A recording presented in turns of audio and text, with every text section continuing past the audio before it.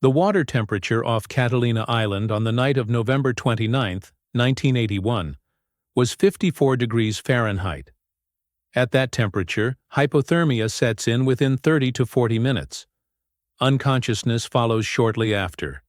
And then, if no one pulls you out, the ocean takes you. Natalie Wood went into that water sometime around midnight. Her body was found floating face down at 7:44 the next morning, near a place called Blue Cavern Point. She was wearing a flannel nightgown, wool socks, and a red down jacket that, once soaked, weighed more than 20 pounds. Trying to swim in that jacket would have been like trying to swim while someone held you down. The dinghy from her yacht, the Splendor, was found about a mile away from her body. The key was in the ignition. The engine was in neutral. It had never been started. And here is what makes this case impossible to forget. Natalie Wood had a documented lifelong terror of dark water.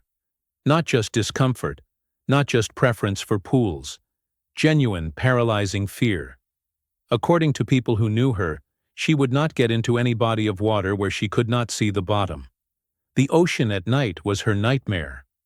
A fortune teller had reportedly told her mother, decades earlier, that Natalie would die by drowning. She believed it. She talked about it. And yet, on that November night, she somehow ended up alone in the Pacific Ocean, in the dark, in the cold, in the one place she would never willingly go. There were 3 men on that yacht: her husband, Carter, an actor named Marcus, her co-star in a film they were shooting, and the boat captain, Derek. Only one of those 3 men has never spoken publicly about what happened, and the stories told by the other 2 have changed significantly over the years. If you do not know who Natalie Wood was, you need to understand something. She was not just famous. She was the kind of famous that does not exist anymore. 3 Academy Award nominations before she turned 25. Lead roles in West Side Story and Rebel Without a Cause, films that defined an entire generation of American cinema. She started acting at 4 years old. By the time she was 43, she had made more than 50 movies. She was about to begin production on a film called Brainstorm, and she had spent years fighting for the lead role in a big-budget production of Anastasia. That role would go to someone else. Brainstorm would be finished using a body double and creative editing. Because Natalie Wood never made it back to shore. She was one of the last true stars of old Hollywood, the kind who carried a picture on her name alone, the kind whose death made the front page of every newspaper in America, and the kind whose death more than 4 decades later still has no satisfying answer. To understand what happened that night, you have to understand the 3 people on that boat, and the tension that had been building for days. Natalie Wood did not choose Hollywood. Hollywood was chosen for her. Her mother, a Russian immigrant with fierce ambitions and very few boundaries, pushed her into the film industry before she could read. By the time Natalie was 8 years old, she had already appeared in major motion pictures. By the time she was 16, she was a household name. And by the time she was 25, she had been nominated for the Academy Award 3 times, a feat that most actors never achieve in an entire career. But the woman behind the fame was far more complicated than the glossy magazine covers suggested. Natalie carried wounds that the cameras never captured. Her childhood had been a performance, orchestrated by a mother who saw her daughter as a meal ticket rather than a person. Her fear of water, the one that would follow her to the grave, began on a movie set when she was a child. When a stunt went wrong and she nearly drowned while the cameras kept rolling, nobody stopped filming. The shot was more important than the girl. That lesson stayed with her forever. In interviews throughout her life, she spoke about feeling like she had never truly belonged to herself. Her close friend Rosemary would later tell journalists that Natalie refused to enter any swimming pool where she could not see the bottom. The ocean at night was unthinkable. She would not even walk near the rail of a boat after sunset, Rosemary said. The darkness of the water terrified her in a way that was almost primal. 3 months before her death, People magazine ran a cover story with the headline, "Natalie Wood, Finally at Peace." She talked about her marriage, her children, her sense that life was finally settling into something stable. What the article did not mention was that Natalie had quietly contacted a divorce attorney. Documents discovered years later would reveal that she was considering ending her marriage to Carter for the second time. Their relationship had always been turbulent. Natalie and Carter married in 1957, divorced in 1962, and then, against the advice of nearly everyone who knew them, remarried in 1972. Friends described the relationship as passionate and destructive in equal measure. Carter was possessive. He drank heavily, and he had a jealous streak that could turn an ordinary dinner into a battlefield. By 1981, the cracks were showing again. Natalie had thrown herself into work, partly because she loved acting and partly because the set was the one place where she felt in control. She was filming a science fiction movie called Brainstorm with an actor named Marcus, a younger man with intense eyes and a reputation for being difficult. The chemistry between them on screen was undeniable. Whether that chemistry extended beyond the cameras became a subject of speculation in the tabloids. Carter read those tabloids.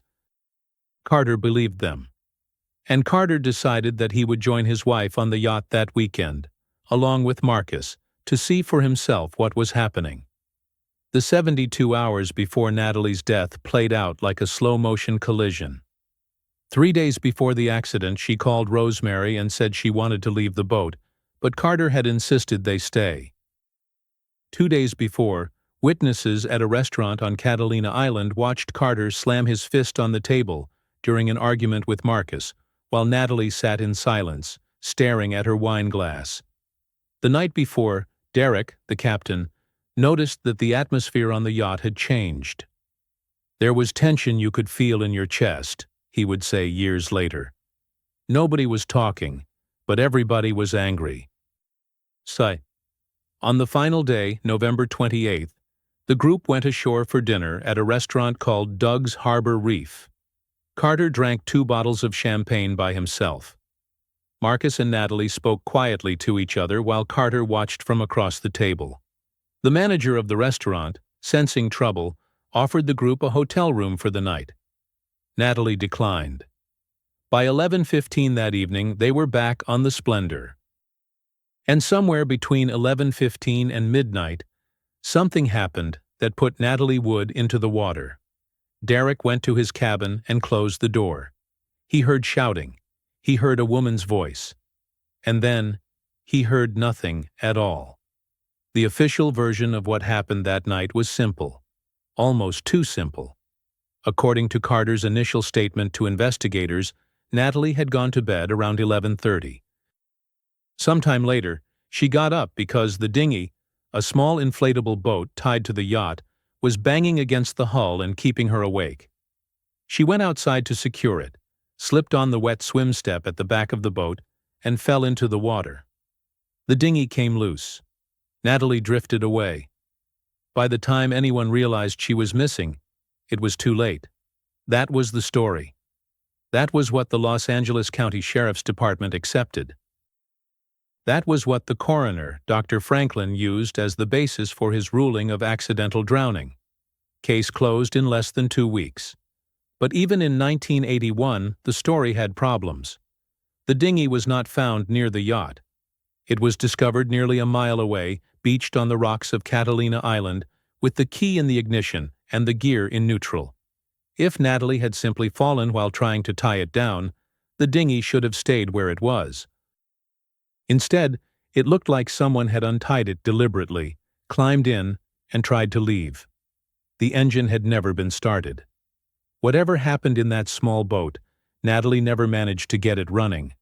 And a woman who was terrified of dark water would not have climbed into a dinghy alone at midnight unless she had a very good reason to get away from the yacht. The body told its own story, though investigators in 1981 seemed uninterested in reading it carefully. Natalie was found floating face down near Blue Cavern Point at 7:44 in the morning by a rescue team that had been searching since dawn. She was wearing a flannel nightgown, wool socks, and that red down jacket, the one that weighed more than 20 pounds once it absorbed the seawater. The jacket alone would have made swimming nearly impossible. Dr. Franklin noted the presence of alcohol and a prescription muscle relaxant in her system, levels consistent with moderate intoxication but not unconsciousness. He attributed the bruises on her body to the fall from the yacht and her struggle to climb back aboard. But the location of those bruises raised questions that were never adequately answered. There were marks on her left wrist and her right ankle, the kind of marks that look less like impact injuries and more like someone grabbing and holding. There were 2 parallel scratches on her cheek, thin and precise, as if fingernails had dragged across her face.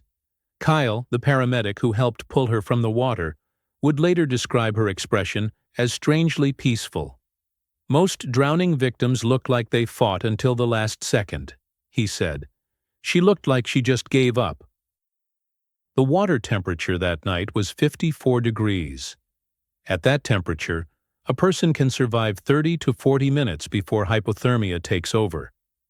If Natalie went into the water around midnight and was not reported missing until after 1:30 in the morning, she was already beyond saving by the time anyone started looking. What makes this case impossible to close is what the neighbors heard. Jolene and Wade were a married couple spending the holiday weekend on their own boat, anchored less than 100 yards from the Splendor. Sometime between 11:30 and midnight, Jolene heard a woman's voice calling out across the water, "Help me! Somebody please help me!" The cries went on for several minutes. Wade tried to radio the Splendor to ask if everything was all right. No one answered. He considered taking his own dinghy over to investigate, but the cries eventually stopped, and he assumed someone on the yacht had handled whatever the problem was.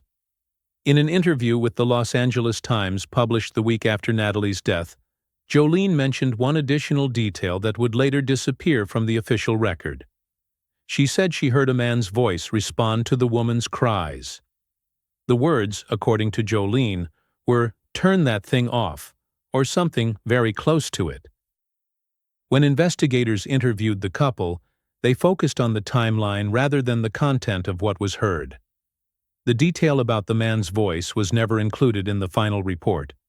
Bradley, the lead investigator, later explained that witness statements from nearby boats were inconsistent with the accounts provided by those aboard the Splendor. The case was closed. Hollywood exhaled, but the questions never went away. For 30 years, Derek said nothing. He gave his statement to police in 1981, attended the inquest, answered the questions he was asked, and then retreated into silence.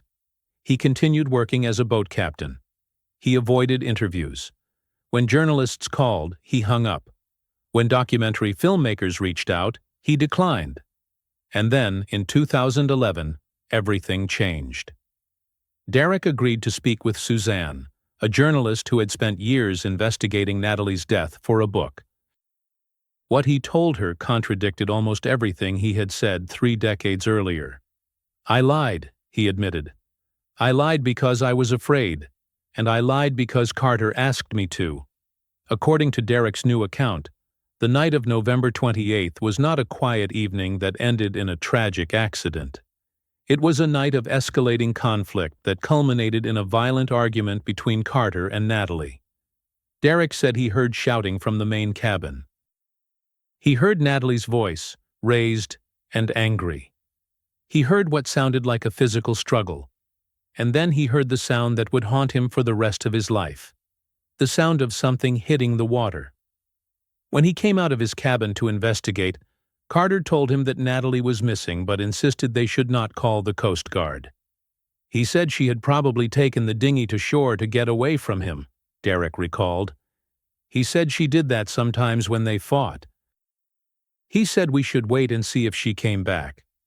According to Derek, Carter waited at least 4 hours before finally agreeing to radio for help. By then, Natalie had been in 54-degree water long enough for hypothermia to do its work. Even if she had survived the initial fall, those 4 hours of delay sealed her fate. When asked why he had stayed silent for so long, Derek gave a simple answer. "Carter was powerful. I was just a boat captain." Who were they going to believe? Derek's confession forced the Los Angeles County Sheriff's Department to do something it had not done in 3 decades. It reopened the investigation. Detective Mitchell, a veteran investigator with no connection to the original case, was assigned to review the evidence with fresh eyes. What he found troubled him. The bruises on Natalie's body, the ones Dr. Franklin had attributed to falling and struggling, were re-examined by modern forensic experts. Their conclusion was that the injuries were more consistent with assault than with accidental trauma. The scratches on her face suggested fingernails, not rocks or debris. The marks on her wrist and ankle suggested restraint, not impact. In 2012, the Los Angeles County coroner took the extraordinary step of amending Natalie's death certificate. The cause of death was changed from accidental drowning to drowning and other undetermined factors. It was a small change in language, but a massive shift in meaning. The word undetermined opened a door that had been closed for 30 years. In 2018, investigators took another step. Carter was officially named a person of interest in the case, not a suspect because there was not enough evidence to charge him with anything, but someone whose statements contained inconsistencies that remain unresolved. Carter denied any involvement in his wife's death. He has continued to deny it ever since. He has never been arrested, he has never been charged, and he has never agreed to testify under oath about what happened that night. So what actually happened on the Splendor? 3 theories have emerged over the decades, and none of them can be definitively proven or disproven. The first theory accepts the original conclusion. Natalie was intoxicated. She went outside to secure the dinghy. She slipped, and she drowned. A tragic accident, and nothing more. The problem with this theory is that it does not explain the bruises, the scratches, the screams heard by neighbors, or the 4-hour delay in calling for help. The second theory suggests that Carter, in a jealous rage over Natalie's closeness with Marcus, attacked her. Whether he pushed her overboard deliberately, or whether she fell during a struggle remains unclear, but in this version, her death was not an accident. The problem with this theory is that it relies heavily on Derek's revised testimony, and Derek admitted he lied once before. The third theory proposes that Natalie was trying to escape. She and Carter fought, she fled to the dinghy to get away from him, but in her intoxicated state and her terror of dark water, she could not start the engine. She either fell while trying to board or jumped in desperation, hoping to swim to another boat. The problem with this theory is that it does not explain why she would not have screamed for Derek, who was just a few feet away in his cabin. All 3 theories have flaws, but all 3 theories agree on one point. The official investigation in 1981 was inadequate at best and negligent at worst. And there is one more detail that has never been satisfactorily explained. Carter inherited Natalie's entire estate, valued at more than $10 million in 1981. Documents discovered years later revealed that Natalie had been in contact with a divorce attorney in the weeks before her death. If that divorce had gone forward, the financial outcome would have been very different. Natalie Wood never filmed Anastasia. The role she had fought for went to another actress. Brainstorm, the movie she was making when she died, was completed using a combination of existing footage, a body double, and careful editing.